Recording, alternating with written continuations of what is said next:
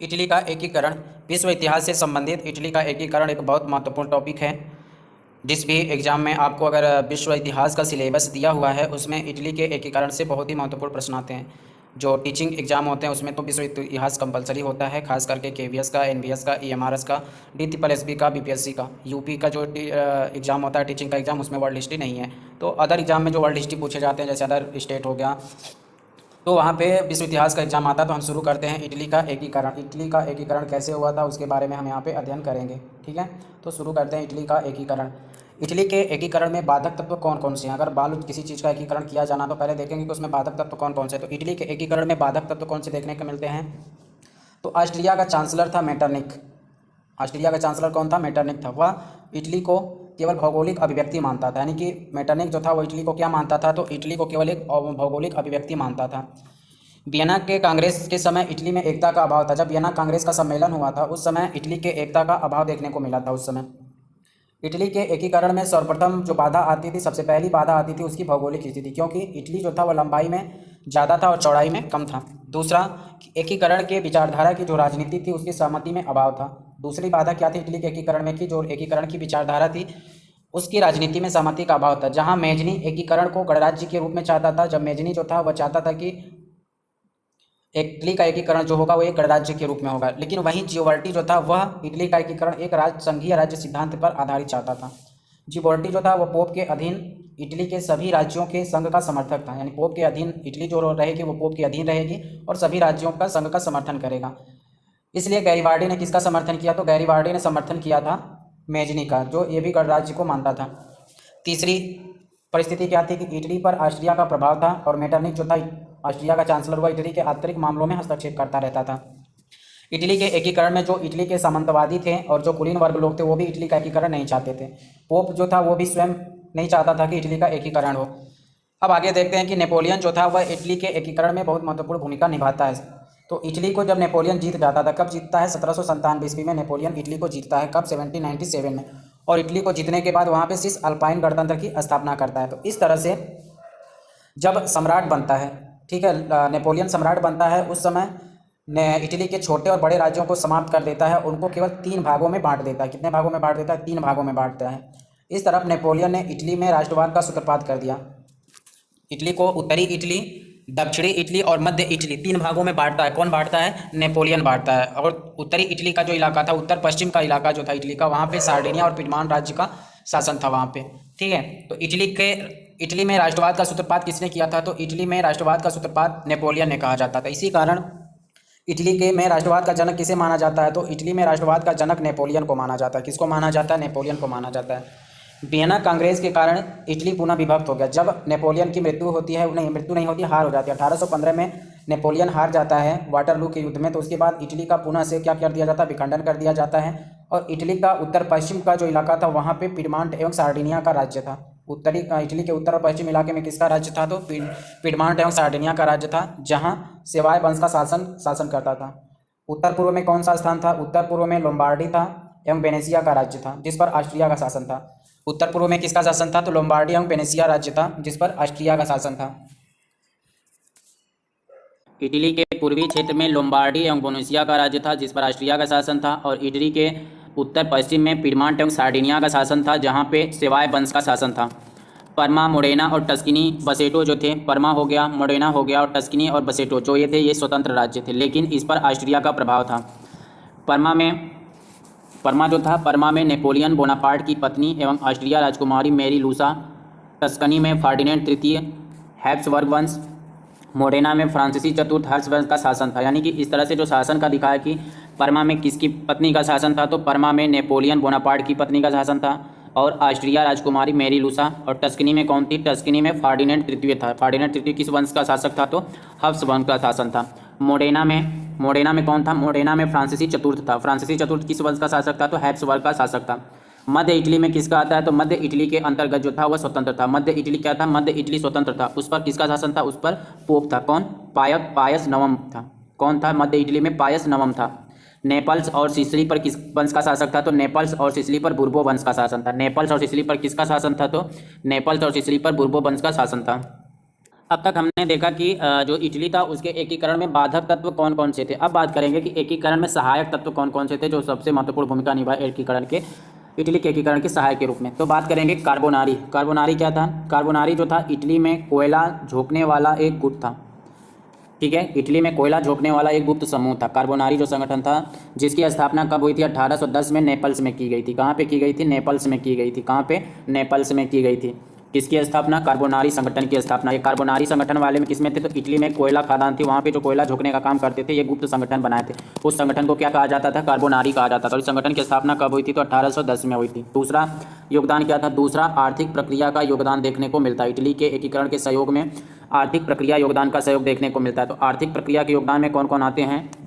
तो इटली में फार्डिनांडो गालियानी, सिजारे बेकरिया, पीटरो बैरी जैसे विचारक 18वीं शताब्दी के अंत तक आर्थिक मुद्दों पर इटली को प्रेरित कर रहे थे। यानी कि 18वीं शताब्दी के अंत तक आर्थिक मुद्दों पर इटली को प्रेरित करने वाले कौन से थे आर्थिक विचारक? तो वह थे इटली में फार्डिनांडो गालियानी थे, सिजारे बेकारिया थे और पीटरो बैरी थे। इन्होंने आर्थिक रूप से इटली को प्रेरित कर रहे थे। इसलिए 18वीं शताब्दी के बाद निम्न अर्थशास्त्रियों ने इटली में आर्थिक सुधारों की बात कही।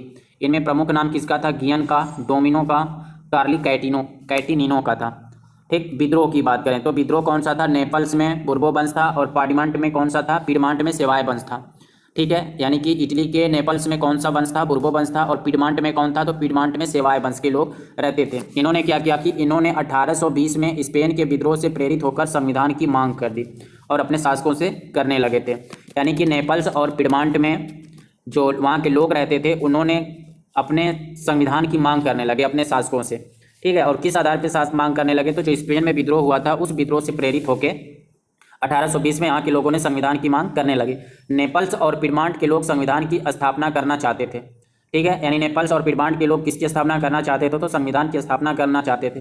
नेपल्स में विद्रोह सबसे पहले हुआ। सबसे पहला विद्रोह कहाँ पे हुआ था? तो संविधान की मांग को लेकर सबसे पहला विद्रोह नेपल्स में हुआ था। कहाँ पे हुआ था सबसे पहला विद्रोह? सबसे पहला भाई विद्रोह नेपल्स में ही होगा ना। सबसे पहला अटैक कहाँ पे होता है? नेपाल पे ही होता है। तो पहला विद्रोह कहाँ हुआ था? नेपल्स में हुआ था। 1830 में फ्रांस की क्रांति ने इटली के लोगों को एक बार फिर विद्रोही बना दिया। यानी कि 1820 में तो जो स्पेन का विद्रोह हुआ था उससे प्रेरित होकर इन्होंने संविधान की मांग की।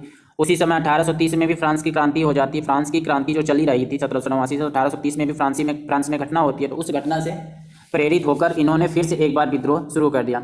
इटली के एकीकरण में बुद्धिजीवियों की भूमिका क्या थी? यह भी एक महत्वपूर्ण इंपॉर्टेंट क्वेश्चन है कि जो इटली का एकीकरण हो रहा था उसमें बुद्धिजीवियों की क्या भूमिका थी। तो इटली में बुद्धिजीवी थे जिनका नाम था फास्कोल तथा रासेटी। ये महान लेखक थे।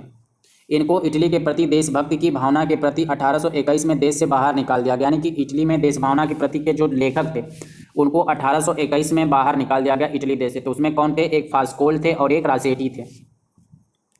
1843 ईस्वी में जिबोर्टी जो था ये किसका विचारक था? अभी हमने ऊपर पढ़ा कि जिबोर्टी तो जो था वह राज्यों के संघ का समर्थक था। ठीक है, संघीय राज्य व्यवस्था का समर्थक था। ये एक दार्शनिक था। जिबोर्टी क्या था? एक दार्शनिक था और वह देशभक्त था। इसने एक पुस्तक लिखी थी। तो जिबोर्टी के पुस्तक का नाम क्या था? इटली की नैतिकता एवं नागरिक श्रेष्ठता। यानी कि जिबोर्टी के पुस्तक का नाम था इटली की नैतिकता एवं नागरिक श्रेष्ठता। इस पुस्तक में जिबोर्टी ने क्या किया? पोप के नेतृत्व में राज्यों के संघ की वकालत की थी। ठीक है, यानी किसके समर्थन में? तो राज्यों के संघ की वकालत की थी। किसके नेतृत्व में? पोप के नेतृत्व में। कौन सी पुस्तक में? इटली की नैतिकता एवं नागरिक श्रेष्ठता की पुस्तक लिखी थी। किसने? जिबोर्टी ने। कब लिखा था? 1843 में। जिबोर्टी क्या चाहता था? जिबोर्टी चाहता था कि ऑस्ट्रिया को इटली से बाहर निकालने के बाद पोप की अध्यक्षता में संघ का निर्माण किया जाए। ठीक है, यह किसका विचार था? जिबोर्टी का विचार था। नौ गुएल्फ जिबोर्टी के पुस्तक से प्रेरित थे। नौ गुएल्फ जो था वो किसकी पुस्तक से प्रेरित था? तो नौ गुएल्फ जो था वो जिबोर्टी के पुस्तक से प्रेरित था। और नौ गुएल्फ कौन था? यह इटली का नागरिक था। नौ गुएल्फ कौन था? इटली का नागरिक था। और किसकी पुस्तक से प्रेरित था? तो जिबोर्टी की पुस्तक से प्रेरित था। अब बात करेंगे मेजनी की भूमिका। इटली के एकीकरण में मेजनी की क्या भूमिका थी? 1831 में मेजनी ने फ्रांस के मार्सल शहर में यंग इटली नाम संस्था का गठन किया था। 1831 ईस्वी में। 1 मिनट, 1831 है या 1821 है? सही है, 1831 में ही यंग इटली की स्थापना की गई थी। कहाँ पे? फ्रांस के मार्सल में की गई थी। कहाँ पे? फ्रांस के मार्सेल में यंग इटली की स्थापना की गई थी। किसके द्वारा की गई थी? तो मेजनी के द्वारा की गई थी। यंग इटली ने किस संगठन का स्थान लिया था? तो यंग इटली ने कार्बोनारी संगठन की स्थापना, जो कार्बोनारी संगठन था उसका जगह लिया था। ये कार्बोनारी का स्थापना कब किया गया था? 1821 में किया गया था। किसके द्वारा? यह एक गुप्त संगठन था। गुप्त संगठन था जो कोयला झोंकने वाले लोग थे उन्होंने किया था 1821 में। यंग इटली के उद्देश्यों के विषय में मेजनी ने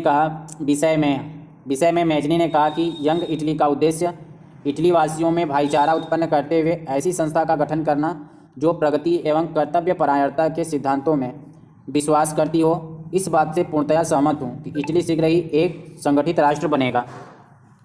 मेजनी कहता था कि समाज में परिवर्तन लाना है तो नेतृत्व नवयुवक के हाथ में दे दो। यानी कि मेजनी क्या कहता है? मेजनी कहता है कि अगर आपको समाज में परिवर्तन लाना है तो नेतृत्व किसके हाथ में देना चाहिए? तो नेतृत्व नवयुवकों के हाथ में देना चाहिए। ये किसका कहना है? तो मेजनी का कहना था। मेजनी ने युवा इटली के माध्यम से इटली की जनता को 3 नारे दिए। मेजनी ने किसके माध्यम से? तो युवा इटली के माध्यम से 3 नारे दिए थे। क्या क्या नारा दिया था? पहला नारा दिया था परमात्मा में विश्वास करो। दूसरा नारा दिया था सब भाइयों को एक साथ मिलाओ। तीसरा नारा था इटली को मुक्त करो।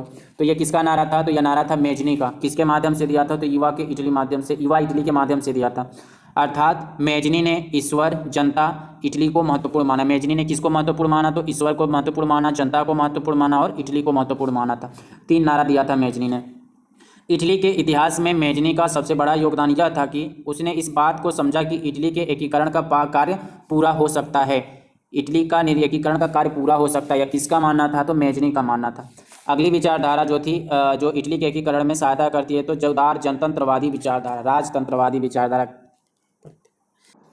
पिडमॉन्ट सार्डिनिया के शासक चार्ल्स एबर्ट ने घोषणा की, जब समय आएगा तब मेरा जीवन, मेरा धर्म, मेरा सर्वस्व, मेरा धन इटली की बेदी पर बलिदान किया जाएगा। यह किसका कथन था? तो चार्ल्स एल्बर्ट का कथन था।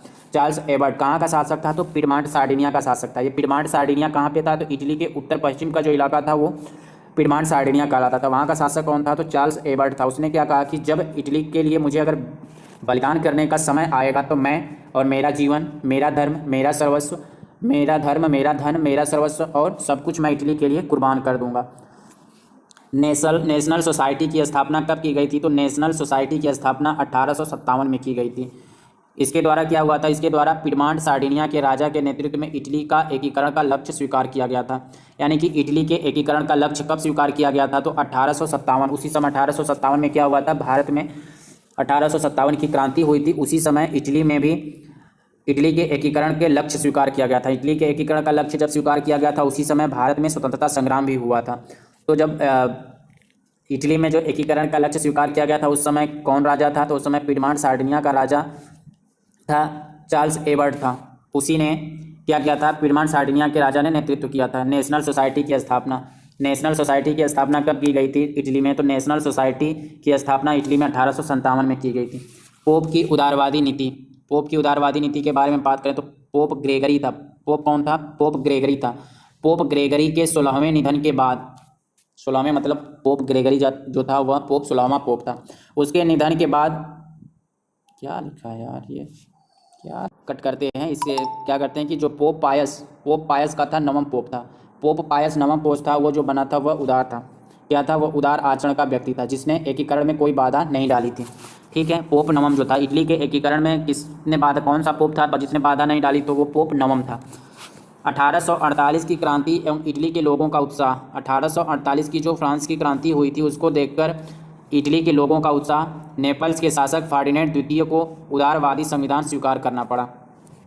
मार्च 1948 की क्रांति द्वारा मेटरनिक के भागने की सूचना से इटली के लोगों में नया जोश उत्पन्न हो गया।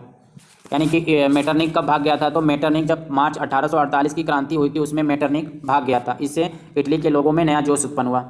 अब बात करेंगे काउंट काबूर की।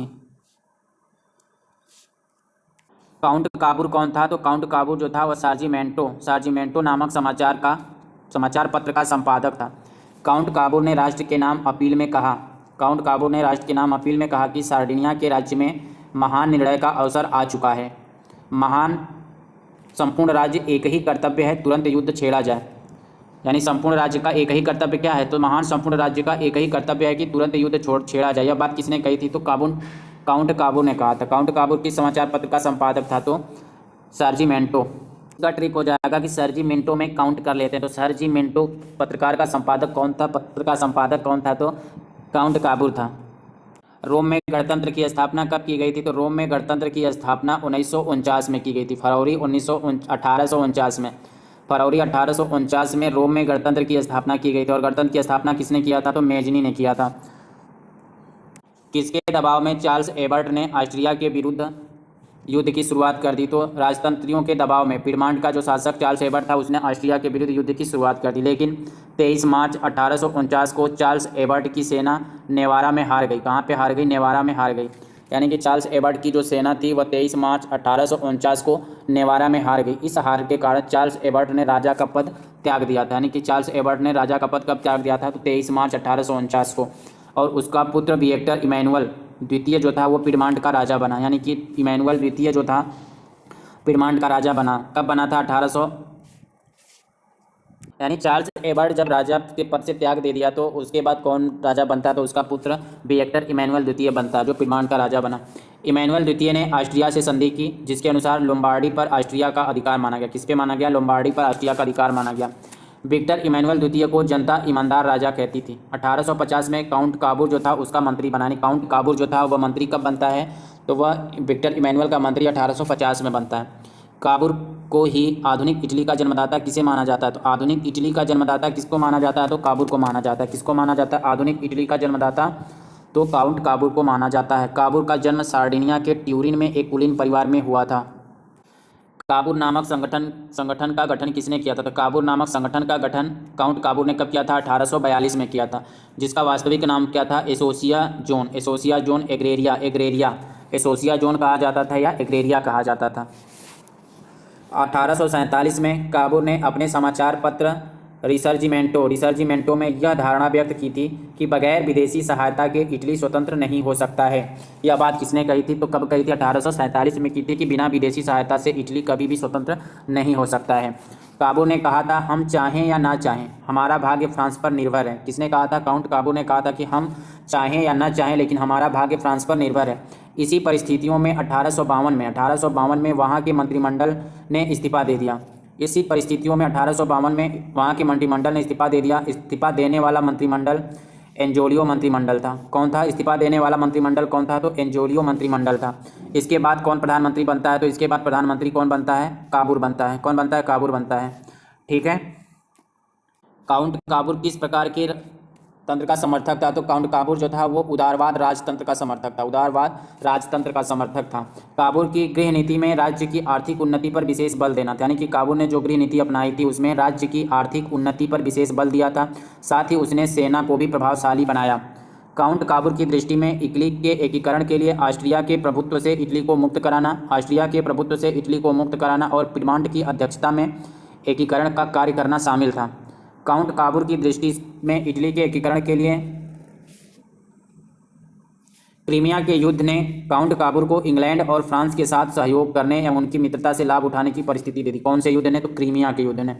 यानी कि क्रीमिया के युद्ध जब हुआ था, क्रीमिया के युद्ध होने से काउंट काबूर को इंग्लैंड और फ्रांस के साथ सहयोग करने एवं उनकी मित्रता से लाभ उठाने की परिस्थिति थी। क्रीमिया का युद्ध क्यों हुआ था? तो क्रीमिया का युद्ध हुआ था पूर्वी समस्या से निपटने के कारण। यानी कि पूर्वी की समस्या जो हो रही थी वहाँ से निपटने के लिए क्रीमिया का युद्ध हुआ था। क्रीमिया का युद्ध कहाँ पे हुआ था? तो क्रीमिया का युद्ध हुआ था काला सागर पे। क्रीमिया का युद्ध कहाँ पे हुआ था? तो क्रीमिया का युद्ध काला सागर पे हुआ था। और कब लड़ा गया था? ये 1854 में लड़ा गया था। कब लड़ा गया था? 1854 में। क्रीमिया के युद्ध में इंग्लैंड और फ्रांस ने रूस के खिलाफ तुर्की की सहायता की थी। यानी क्रीमिया के युद्ध में इंग्लैंड और फ्रांस ने किसकी सहायता की थी? तो तुर्की की सहायता की थी। किसके खिलाफ? रूस के खिलाफ। ठीक है। काउंट काबूर ने जनवरी 1854 में इंग्लैंड व फ्रांस की सेना को मदद करने का वचन दिया। काउंट काबूर ने जनवरी 1854 में इंग्लैंड व फ्रांस की सेना को मदद करने का वचन दिया था। तो इस तरह से क्रीमिया का युद्ध किसके बीच हुआ था? तो क्रीमिया का युद्ध तुर्की और रूस के बीच हुआ था। तुर्की का समर्थन किसने किया था? तो इंग्लैंड और फ्रांस ने किया था। और काउंट काबूर जो था वह फरवरी 1854 में इंग्लैंड को सहायता देने की और फ्रांस को सहायता देने की बात करता है, वचन देता है। क्रीमिया का जब युद्ध समाप्त हुआ तो समाप्त होने के बाद कौन सा सम्मेलन हुआ? पेरिस का सम्मेलन हुआ। कब हुआ था? मार्च 1856 में। इस अवसर पर काउंट काबूर ने इटली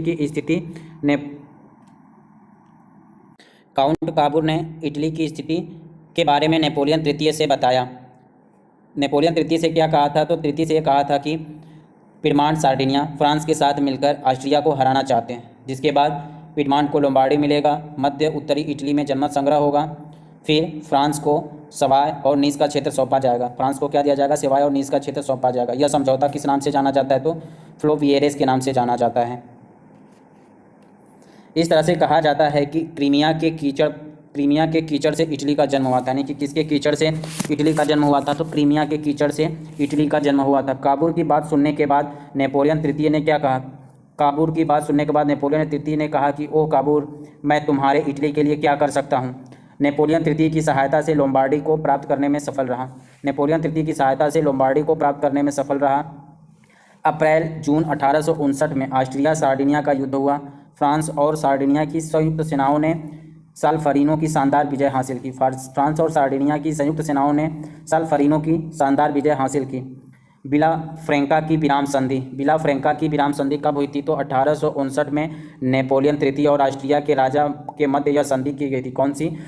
बिला फ्रेंका की संधि। बिला फ्रेंका की संधि कब हुई थी? 1859 में हुई थी। बिला फ्रेंका की संधि किसके बीच हुई? तो बिला फ्रेंका की संधि नेपोलियन तृतीय और ऑस्ट्रिया के राजा के साथ हुई थी।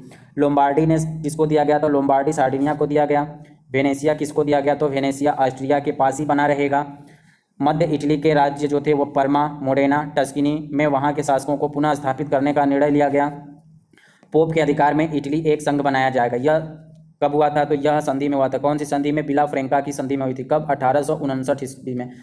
मध्य इटली की जनता ने अपने शासक के प्रति विद्रोह कर दिया। मध्य इटली में जनता ने अपने शासक के प्रति विद्रोह कर दिया। परमा, मोडेना और टस्किनी के शासकों को हटा दिया गया। मध्य इटली में कौन सी थे? तो मध्य इटली में परमा था, मोडेना था और टस्किनी थी। ठीक है, और यहाँ पे शासकों ने विद्रोह कर दिया और यहाँ के शासकों को क्या कर दिया गया? तो हटा दिया गया। मार्च 1860 की घटना क्या होती है कि मध्य इटली के राज्यों में जनमत संग्रह कराया गया।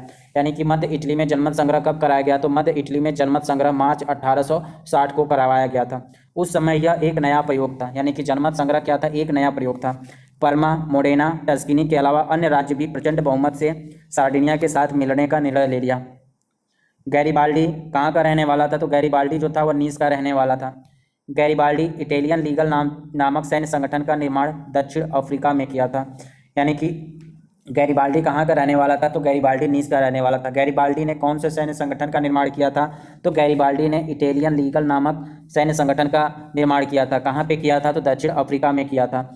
1834 में उसने इटली में केप्रीरा नामक टापू खरीदा था। यानी कि इटली में उसने कौन सा टापू खरीदा था? तो केप्रीरा नामक एक टापू खरीदा था। किसने? गैरिबाल्डी ने। कब खरीदा था? 1834 ईस्वी में एक टापू खरीदा था। कहाँ पे? इटली में। गैरिबाल्डी के समर्थक कौन करते थे? तो जो लाल कुर्ती धारक थे, लाल कुर्ती धारण करने वाले लोग जो थे वह गैरिबाल्डी का समर्थन करते थे। यानी गैरिबाल्डी का समर्थक कौन करते थे? तो गैरिबाल्डी का समर्थक करने वाले जो थे वह लाल कुर्ती धारण करते थे। गैरिबाल्डी 5 मई 1860 को गैरिबाल्डी ने अपने 1000 समर्थकों के साथ जिनेवा में से सिसिली की ओर प्रस्थान किया। 5 मई 1860 को, यानी 5 मई 1860 को गैरिबाल्डी जो था वह अपने 1000 समर्थकों के साथ जेनेवा से लेकर सिसिली की ओर क्या करता है? प्रस्थान करता है। 15 मई 1807 को केल्टाफिनी नामक स्थान पर नेपल्स की सेना को पराजित किया। जून के अंत तक सिसिली पर गैरिबाल्डी ने अधिकार कर लिया। गैरिबाल्डी ने स्वयं को सिसिली का अधिनायक घोषित कर दिया। टियानो नामक स्थान पर गैरिबाल्डी विक्टर इमैनुअल से भेंट हुई। 18 नवंबर 1860 को नेपल्स में प्रवेश किया। नेपल्स के राजमहल विक्टर एमुअल को संयुक्त इटली का राजा घोषित किया गया। नेपल्स के राजमहल में विक्टर एमुअल को संयुक्त इटली का राजा घोषित किया गया। विक्टर इमैनुअल ने जब इटली का राजा घोषित हुआ तो उसने गैरिबाल्डी को सम्मानित करने का निर्णय लिया, लेकिन गैरिबाल्डी ने मना कर दिया। गैरिबाल्डी ने मना करते हुए क्या कहा? तो उसने कहा कि देश सेवा ही पुरस्कार है, देश सेवा ही पुरस्कार है, हमें कुछ नहीं चाहिए, स्वतंत्र इटली अमर रहे, स्वतंत्र इटली अमर हो। 3 जुलाई 1866 को प्रसा ने सेनुआ की लड़ाई में ऑस्ट्रिया को हराया। यानी कि ऑस्ट्रिया कौन से युद्ध में हारा था? तो सेनुआ की लड़ाई में। सेनुआ की लड़ाई में कौन हारा था? सेनुआ की लड़ाई में ऑस्ट्रिया को हराया था। किसने हराया था? तो प्रसा ने हराया था। प्रसा ने सेनुआ की लड़ाई में किसे हराया था? तो प्रसा ने सेनुआ की लड़ाई में ऑस्ट्रिया को हराया था। कब? 3 जुलाई 1866 को हराया था। और बिस्मार्क ने प्राग की संधि द्वारा वेनेसिया इटली को दिलवा दिया। और बिस्मार्क ने क्या किया कि प्राग की संधि द्वारा वेनेसिया इटली को दिलवा दिया। यानी इटली को कौन सा इलाका मिल गया? तो वेनेसिया का इलाका मिल गया। किसने दिलवाया था? तो बिस्मार्क ने दिलवाया था। किस संधि के द्वारा? प्राग की संधि के द्वारा। जनमत संग्रह के द्वारा वेनेसिया का इटली में विलय कर लिया गया। जनमत संग्रह के द्वारा वेनेसिया का इटली में जनमत संग्रह करवा लिया गया। फ्रांस को प्रसा के साथ संघर्ष में उलझता देखकर इमैनुअल ने रोम पर आक्रमण कर दिया। 20 सितंबर 1870 को रोम पर इटली का अधिकार हो गया। रोम पर इटली का अधिकार हो गया। कब? 20 सितंबर 1870 को। 2 जून 1871 को एक विशाल जुलूस के साथ विक्टर इमैनुअल रोम में प्रवेश किया और घोषणा की कि हम रोम आ गए और अब हम यहीं रहेंगे। कब? 2 जून 1871 को। मैरियट ने लिखा है कि मेजनी ने आत्मा, मैरियट किसने लिखा है? मैरियट ने। मैरियट ने क्या लिखा है? मेजनी ने आत्मा, काबूर ने मस्तिष्क, गैरीबाल्डी ने तलवार और विक्टर इमैनुअल ने शरीर बनकर इटली का एकीकरण किया। यानी इटली के एकीकरण में एक मनुष्य के पूरे बॉडी को किस अंग में बांटा गया है? तो किसके द्वारा बांटा गया? तो मैरियट के द्वारा बांटा गया। मैरियट क्या लिखता है? कहता है कि अगर मनुष्य का एक शरीर खड़ा कर दिया जाए तो उस शरीर में जो शरीर की आत्मा थी, जो इटली एक शरीर हो गया, इटली क्या हो गया? एक शरीर हो गया। और इटली की आत्मा किस में है? तो मेजनी में है। मेजनी में आत्मा है। और इटली का शरीर का मस्तिष्क, यानी इटली का मस्तिष्क किस में था? काबूर में था। और तलवार गैरीबाल्डी का था। और शरीर, पूरा शरीर बनकर किसका था? तो पूरा शरीर जो था वो विक्टर इमैनुअल का था। रोम का इटली पे अधिकार कब हुआ? तो रोम का इटली पे अधिकार 20 सितंबर 1870 को हुआ था। इमैनुअल ने रोम में प्रवेश कब किया? तो विक्टर इमैनुअल ने रोम में प्रवेश किया था 2 जून 1871 को। इसी दिन इटली का एकीकरण हो गया था। कब? 2 जून 1871 को।